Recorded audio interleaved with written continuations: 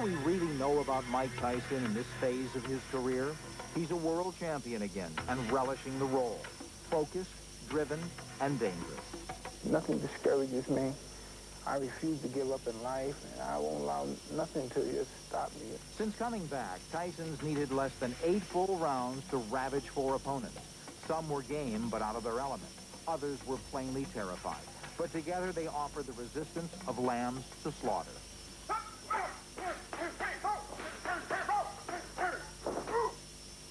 Tyson, for now, can only be measured against himself then, and he's looked ferocious in the gym.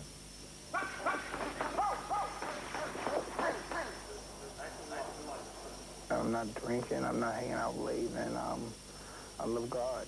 You know what I mean? I'm not a prince, and I'm not no saint, but you know what I mean? I'm just more conscious of myself as an individual.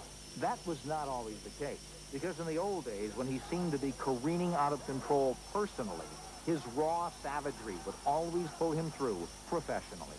You know, I would start training for 2 weeks, and I was trained, and I said, before I leave, and then 3 weeks before I come train. I didn't do no boxing or anything at all almost for the Tony Tucker fight, which I'm not proud of, but it's just that I was a psycho. Some would say having a white Siberian tiger that's 245 pounds and growing would indicate this is still a man skating on the edge. But Tyson says perception is not reality. People that don't know me, just know me from boxing, they look at me, they really think I'm an animal. They think I'm some savage. I go in there, I knock guys out, I fight, I get a bunch of money.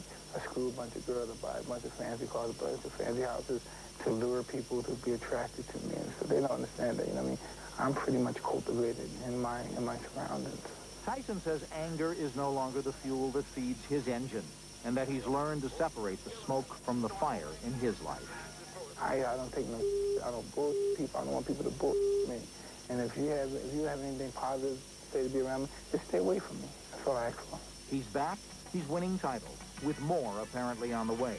Yet Tyson doesn't claim to be content, and justifies it by saying that would only lead to complacency.